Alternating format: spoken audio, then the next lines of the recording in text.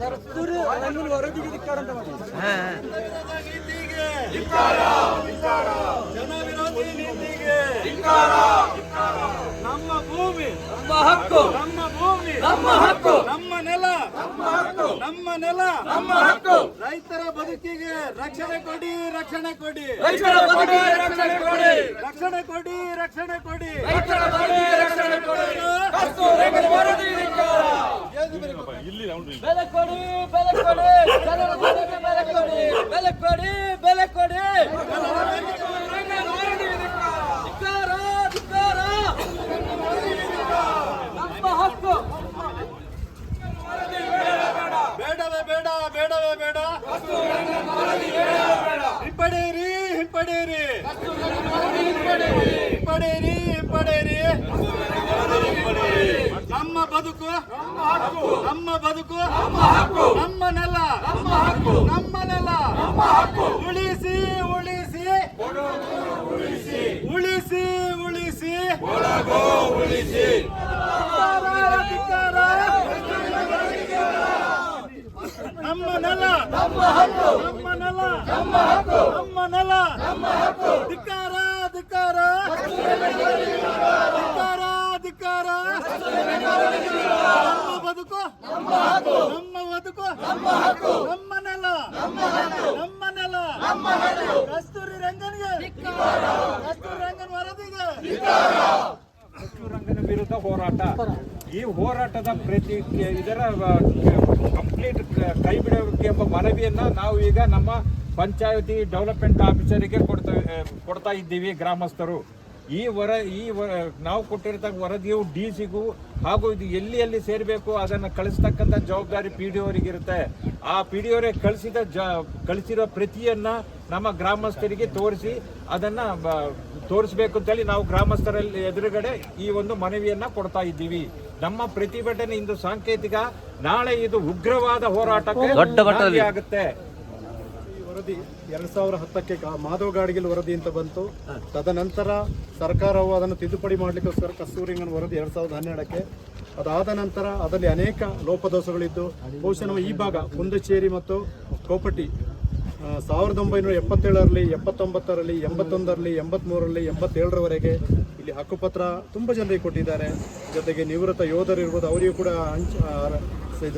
ಪೈಸಾಜವನ್ನು ಹಂಚಿಕೆ ಮಾಡಿದ್ದಾರೆ. ಕೃಷಿ ಕಾರ್ಮಿಕರಿಗೂ ಮಾಡಿದ್ದಾರೆ, ಊರಿನ ಗಣ್ಯರಿಗೆ ಮಾಡಿದ್ದಾರೆ.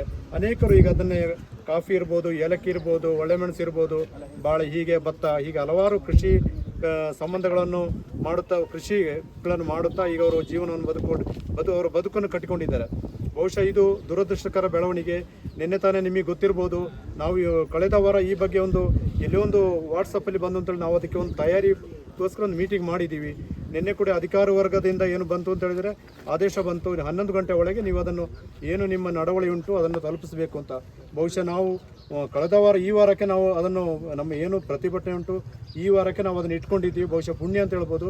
ಕೊಡಗಿನಲ್ಲಿ ಈ ಭಾಗದಲ್ಲಿ ನಾವೇ ಪ್ರಥಮ ಅಂತ ಹೇಳಿ ಧನ್ಯವಾದವನ್ನು ತಿಳಿಸ್ತಾ, ಮುಂದೆ ಏನು ಅಂತ ಹೇಳಿದರೆ ನಮ್ಮ ಕೃಷಿಕರ, ನಮ್ಮ ಕಾರ್ಮಿಕರ, ಬಹುಶಃ ನಮ್ಮ ಊರಿನ ಹಿರಿಯರ ಶತಮಾನಗಳಿಂದಲೂ ಅವರೊಂದು ಕೃಷಿಯನ್ನು ಮಾಡುತ್ತಾ ಅನುಭವಿಸ್ತಾ ಬಂದಿರೋ ಜಾಗವನ್ನು ಯಾವುದೇ ಕಾರಣಕ್ಕೂ ಸರ್ಕಾರಕ್ಕೆ ಕೊಡಲು ನಾವು ಬದ್ಧರಲ್ಲ. ಅದು ನಾವು ನಮ್ಮ ಮುಂದಿನ ಪೀಳಿಗೆಗೆ ನಾವು ಅದನ್ನು ಉಳಿಸ್ಕೊಳ್ತೀವಿ. ಜೊತೆಗೆ ಒಂದು ಹಂತದಲ್ಲಿ ಅಧಿಕಾರಿ ವರ್ಗದವರು ಏನೋ ಒಂದು AC ರೂಮಲ್ಲಿ ಕೂತು ಮೇಲ್ಮಟ್ಟದಿಂದ ಮೇಲೆ ಇದು ವಾಯುನೆಲೆ ಇದರಿಂದ ಬಂದು ಅದನ್ನೇನು ಅರಣ್ಯ ಅಂತ ನೋಡ್ತಾ ಇದ್ದೀರಿ, ಎಲ್ಲವೂ ಅರಣ್ಯವಲ್ಲ. ಅನೇಕ ಜನರು ಕೃಷಿ, ಕಾಫಿ, ತೋಟಗಳನ್ನು ಮಾಡ್ತಾ ಇದ್ದಿದ್ದು. ಬೇಕಾದರೆ ಅವರಿಗೆ ಬೇಕಾದಂಥ ಅರಣ್ಯ ಪ್ರದೇಶ, ಬೆಟ್ಟಗುಡ್ಡಗಳು ಸಾವಿರಾರು ಎಕರೆ ಇದೆ, ಲಕ್ಷಾಂತರ ಎಕರೆ ಇದೆ. ಅದನ್ನು ಅವರ ಪಡೆಗೆ ತಗೊಳ್ಳಿ. ಈಗಾಗಲೇ 37% ಅರಣ್ಯವನ್ನು, ನಮ್ಮ ಕೊಡಗಿನ ಅರಣ್ಯವನ್ನು ಈ ಒಂದು ವರದಿಗೋಸ್ಕರ ಕಸ್ತೂರಿ ರಂಗನ ಇದಕ್ಕೆ ಪಶ್ಚಿಮ ಘಟ್ಟ ಇದಕ್ಕೆ ಸೂಕ್ಷ್ಮ ವಲಯಕ್ಕೆ ಸೇರಿಸ್ಕೊಂಡಿದೆ. ತಪ್ಪಾಗುತ್ತದೆ. ಯಾವುದೇ ಕಾರಣಕ್ಕೂ ನಮ್ಮ ಹಕ್ಕನ್ನು ನಾವು ಕೊಡೋದಿಲ್ಲ. ಹಾಗೆ ಸರ್ಕಾರವೂ ಕೂಡ ಅಷ್ಟೇ, ಈ ರಾಜ್ಯ ಸರ್ಕಾರವೂ ಕೂಡ ಕೇಂದ್ರ ಸರ್ಕಾರಕ್ಕೆ ಈ ಬಗ್ಗೆ ವರದಿ ಸಲ್ಲಿಸಬೇಕು. ಜೊತೆಗೆ ನಮ್ಮ MP ಅವರು ಕೂಡ ಬಹುಶಃ ಸಂಸತ್ತಲ್ಲಿ ಧ್ವನಿ ಎತ್ತಿ ನಮ್ಮ ಈ ಭಾಗದ ಒಂದು ಬ್ರಹ್ಮಗಿರಿ, ಪುಷ್ಪಗಿರಿ ಇರ್ಬೋದು, ಹಾಗೆ ನಮ್ಮ ಈ ಕುಂದಚೇರಿ ಭಾಗ ಇರ್ಬೋದು, ಎಲ್ಲವನ್ನು ಕೈ ಬಿಡಬೇಕು. ಯಾಕೆಂತ ಹೇಳಿದರೆ ಇಲ್ಲಿ ಕೃಷಿ ಮಾಡಿಕೊಂಡಿರೋದು, ಇಲ್ಲಿ ದೊಡ್ಡ ದೊಡ್ಡ ಫ್ಯಾಕ್ಟ್ರಿಗಳು ಅದು ಇದು ಏನು ಮಾಡ್ಕೊಂಡಿಲ್ಲ. ಅವರ 2 ಎಕರೆ 3 ಎಕರೆ 5 ಎಕರೆ ಒಳಗೆ ಮಾತ್ರ ಇಲ್ಲಿರೋದು. ಎಸ್ಟೇಟ್ಗಳು ಯಾರಿಗೂ ಕೂಡ ಇಲ್ಲ. ಆದ್ದರಿಂದ ನಾವು ಬಿಡುವಂಥ ಪರಿಸ್ಥಿತಿ ನಿರ್ಮಾಣ ಆಗುವುದಿಲ್ಲ.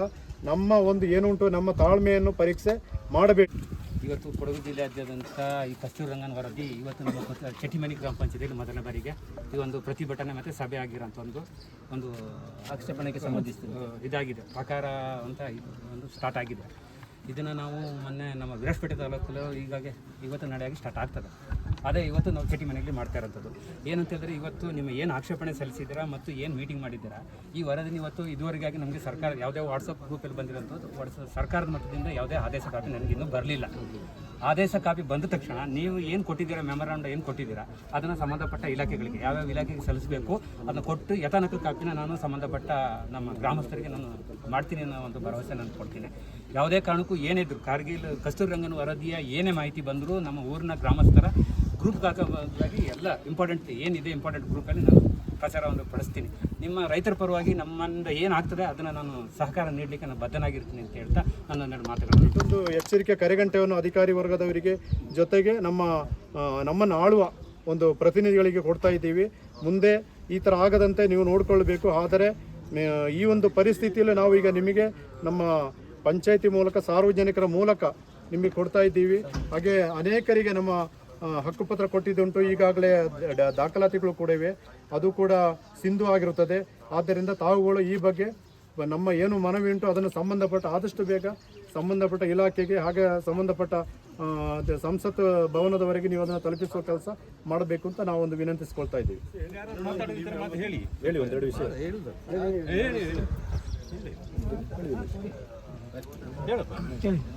ಎಲ್ಲರಿಗೂ ನಮಸ್ಕಾರ. ಈಗಾಗಲೇ 2014ಕ್ಕೆ ಈ ಒಂದು ಕರಡು ಪ್ರತಿಯನ್ನು 2014ಕ್ಕೆ 5ನೇ ಕರಡು ಪ್ರತಿ ಹೊರಡಿಸಿದ್ರು. 2016ಕ್ಕೆ 6ನೇದು, ಅಲ್ಲಿ 2022ಕ್ಕೆ 2026ಕ್ಕೆ 7ನೇ ಕರಡು ಪ್ರತಿಯನ್ನು ಹೊರಡಿಸಿ ಈಗ ಆದೇಶ ಹೊರಡಿಸ್ತಿದ್ದಾರೆ. ಈಗ ತಿದ್ದುಪಡಿ ಆದೇಶಕ್ಕೆ ಕೇಂದ್ರ ಸರ್ಕಾರ ಮನವಿಯನ್ನು ಸಲ್ಲಿಸ್ತಾ ಇದ್ದಾರೆ. ಆದರೆ ಯಾಕೆ ಈ ಥರ ಮಾಡ್ತಾರೆ ಅಂತ ಗೊತ್ತಿಲ್ಲ. ಪರೋಕ್ಷವಾಗಿ ನಮಗೆ ಸಿ ಮತ್ತು ಡಿ ಲ್ಯಾಂಡನ್ನು ಕೂಡ ಸ್ವಾಭಾವಿಕ ಅರಣ್ಯವಾಗಿ ಪರಿವರ್ತನೆ ಮಾಡ್ತಿದ್ದಾರೆ. ನಮಗೆ ಅವರ ಸ್ವಾಭಾವಿಕ ಅರಣ್ಯ ಮೀಸಲರಣ್ಯ ಅಗತ್ಯ ಇಲ್ಲ.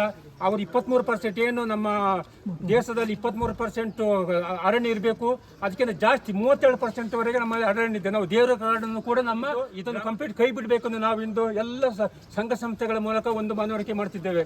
ಇದು ಸಾಂಕೇತಿಕವಾಗಿ ಈ ಒಂದು ಕೊಡಗು ಜಿಲ್ಲೆಯಾದ್ಯಂತ ಪ್ರಥಮವಾಗಿ ಸಾಂಕೇತಿಕವಾಗಿ ನಾವು ಈ ಒಂದು ಆಕ್ಷೇಪಣೆ ಪ್ರಥಮ ಆಗ್ತದೆ. ಮುಂದಿನ ದಿನಕ್ಕೆ ಉಗ್ರ ಹೋರಾಟಕ್ಕೆ ಯಾವುದೇ ಒಂದು ನಿರ್ಬಂಧ ಇಲ್ಲದೆ ನಾವು ಮಾಡ್ತಿದ್ದೇವೆ. ಜನಪ್ರತಿನಿಧಿಗಳ ಒಂದು ನಿಯೋಗವನ್ನು ಕರೆದುಕೊಂಡು ಅವರ ವಿಶ್ವಾಸ ತೆಗೆದುಕೊಂಡು ಮುಂದಿನ ಹೋರಾಟ ಪ್ರಾರಂಭ ಆಗ್ತದೆ. ಅದಕ್ಕೋಸ್ಕರ ದಯವಿಟ್ಟು ನಮ್ಮ ರೈತರ ಬದುಕಿನ ಜೊತೆ ಯಾವುದೇ ಅಧಿಕಾರಿ ವರ್ಗದವರಲ್ಲಿ ಚೆಲ್ಲಾಟ ಆಡುವುದು ಬೇಡ ಅಂತ ನಾವು ಒಂದು ಮನವಿ ಮಾಡ್ತಿದ್ದೇನೆ. ನಾವು ಮನವಿ ಸಲ್ಲಿಸ್ತಿದ್ದೇವೆ. ಸಾಧ್ಯವಾದಷ್ಟು ಜನ ಬೆಳಗ್ಗೆ 10 ಗಂಟೆಗೆ ಚೆಟ್ಟಿಮನೆಗೆ ಬನ್ನಿ. ಎಲ್ಲರೂ ಪ್ರತಿಭಟನೆ ಮಾಡಿದ್ದೀವಿ. ಅಲ್ಲಿ ಏನಂತಂದರೆ ಕಸ್ತೂರಿ ರಂಗನ್ ಬಂದರೆ ಈಗ ಏನು ಅಂತಂದರೆ ನಮಗೆ ಈಗ ಒಂದು ಮರ ಕಡಿಯೋಕ್ಕಾಗಲ್ಲ, ಹಾಗೆ ಮತ್ತೆ ಒಂದು ಮನೆ ಕಟ್ಟೋಕ್ಕಾಗಲ್ಲ, ವಿದ್ಯುತ್ ಶಕ್ತಿಯ ಒಂದು ಸಂಪರ್ಕ ಇರೋದಿಲ್ಲ. ಇದರಿಂದ ಎಲ್ಲರೂ ತುಂಬ ತೊಂದರೆ ಆಗುತ್ತೆ. ಕೊಡಗಿನಲ್ಲಿ 53 ಗ್ರಾಮಗಳಿಗೆ ಎಲ್ಲ ತುಂಬ ತೊಂದರೆ ಆಗುತ್ತೆ. ಇದನ್ನು ನಾವು ಇಲ್ಲಿ ಪ್ರತಿಭಟನೆ ಮುಗಿಸಲ್ಲ. ನಾವು ಇದು ನಮ್ಮ ಕೊಡಗು ಜಿಲ್ಲಾದ್ಯಂತಲ್ಲಿಗೆ ನಾವು ದೊಡ್ಡ ಮಟ್ಟದಲ್ಲಿ ಮಡಿಕೇರಿ ದೊಡ್ಡ ಮಟ್ಟದಲ್ಲಿ ಪ್ರತಿಭಟನೆ ನಾವು ಹಮ್ಮಿಕೊಳ್ತೇವೆ. ನೆಕ್ಸ್ಟು ಯಾವ ದಿನಾಂಕವನ್ನು ಫಿಕ್ಸ್ ಮಾಡಿಬಿಟ್ಟು ನಾವು ಹಮ್ಮಿಕೊಳ್ತೇವೆ. ನಮ್ಮ ಪ್ರತಿಭಟನೆ ಯಾವಾಗಲೂ ಸ್ಥಗಿತಗೊಂಡಿಲ್ಲ. ಇಷ್ಟರವರೆಗೆ ಕುಂದಚೇರಿ ವ್ಯಾಪ್ತಿಯಲ್ಲಿ ಮಾಡಿದಂಥ ಪ್ರತಿಭಟನೆಗಳು ಸಹಾಯ ಅಂಗಡಿಯನ್ನು ಬಂಧಿಸಲ್ಪಟ್ಟಂಥ ಹೋರಾಟ ಕೂಡ ಆಗಿದೆ. ಅದೇ ರೀತಿ ನಮ್ಮ ಅರಣ್ಯ ಹಕ್ಕುದ್ದು ಪ್ರಯೋಜನಗಳನ್ನು ಪಡ್ಕೊಳ್ಳಿಕ್ಕೆ ನಾವು ಅರಣ್ಯ ಹಕ್ಕು ಸಮಿತಿ ಅರಣ್ಯ ಹಕ್ಕು ಅವರ ಮುಂದೆ ಇಟ್ಟುಕೊಂಡು ನಾವು ಒಂದು ಪ್ರತಿಭಟನೆ ಮಾಡಿ ಪಂಚಾಯತಿಗೆ ಕೊಟ್ಟು ಜಿಲ್ಲಾಧಿಕಾರಿಗೂ ಅದೆಲ್ಲರಿಗೂ ಕೊಟ್ಟು ನಮಗೆ ಆ ಹಕ್ಕುಗಳನ್ನು ಪಡ್ಕೊಂಡಿದ್ದೀವಿ. ಅದಕ್ಕೂ ಒಂದು ಸಲಹೆ ಆಗಿದೆ ಈ ಒಂದು ಸ್ಥಳದಲ್ಲಿ ಪ್ರತಿಭಟನೆ ಮಾಡಿದ್ದಕ್ಕೆ. ಅದಕ್ಕೋಸ್ಕರ ನಾವು ಈ ಪ್ರತಿಭಟನೆಯೂ ಕೂಡ ಜನರ ಸಹಕಾರ ತುಂಬ ಇದೆ. ನಾವು ಇದನ್ನು ಬಿಡೋದು ಇಲ್ಲ, ಇದನ್ನು ಗೆಲ್ಲಿಸ್ತೀವಿ ಅಂತ ಹೇಳುವಂಥ ಒಂದು ಭರವಸೆಯನ್ನು ನಾನು ಈ ಜನರ ಪರವಾಗಿ ಈ ಉಗ್ರ ಹೋರಾಟವನ್ನು ಮಾಡಲು ನಮ್ಮ ಗ್ರಾಮಸ್ಥರು ಮಾಡಲಿಕ್ಕೆ ರೆಡಿ ಇದ್ದಾರೆ.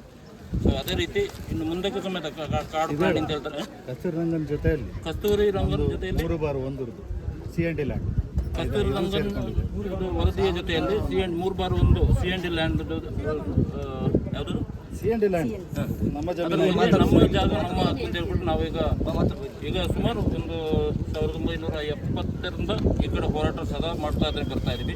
ಇಲ್ಲಿವರೆಗೂ ನಮಗೆ ಯಾವುದೇ ಒಂದು ಪತ್ರಗಳು ಕೂಡ ಸಿಗ್ತಾ ಇಲ್ಲ. ಇವಾಗ ನಾವು ತಾಲೂಕು ಪಂಚಾಯತ್ ಹಿಡಿದಿದ್ದು DC ಮುಖಾಂತರ, ಹಾಗೆಯೇ ಕರ್ನಾಟಕ ಸರ್ಕಾರ, ಕೇಂದ್ರ ಸರ್ಕಾರಕ್ಕೂ ಕೂಡ ನಮ್ಮ ವರದಿ ಹೋರಾಟವನ್ನು ಮಾಡಿದ್ದೇವೆ. ಆಲ್ರೆಡಿ ಇಷ್ಟವರೆಗೆ ಹೋರಾಟ ಮಾಡಿದರೂ ನಮಗೆ ಯಾವುದೇ ಪ್ರಯೋಜನವೂ ಆಗಲಿಲ್ಲ. ಇಷ್ಟು ಹೇಳೋಕ್ಕೆ ನಾವು ಇಷ್ಟಪಡ್ತೀವಿ. ಸ್ವಲ್ಪ ಎಲ್ಲಿ ಬರಲಿಲ್ಲ. ಹಾಗಾಗಿ ತಮ್ಮ ತಮ್ಮ ಪಂಚಾಯಿತಿಗಳಲ್ಲಿ ಹಳೆ ಏನು ಕಸ್ತೂರಿ ರಂಗನ್ ವರದಿ ಮಾಡಿರೋಂಥ ಒಂದು ಹಳೆ ರೆಸಲ್ಯೂಷನ್ ಕಾಪಿ ಇದ್ದರೆ ಕಳಿಸ್ಕೊಡಿ, ಯಾವ ಥರ ಏನಾಗಿದೆ ಅನ್ನೋ ಒಂದು ಮಾಹಿತಿ ಕೇಳಿದ್ರು. ಅದನ್ನು ನಾವು ಈಗ ಆಲ್ರೆಡಿ ಕಳಿಸ್ಕೊಟ್ಟಿದ್ವಿ. ಆದರೆ ಇದುವರೆಗೆ ಸರ್ಕಾರದ ಆದೇಶ ಕಾಪಿ ಯಾವುದೂ ಬರಲಿಲ್ಲ.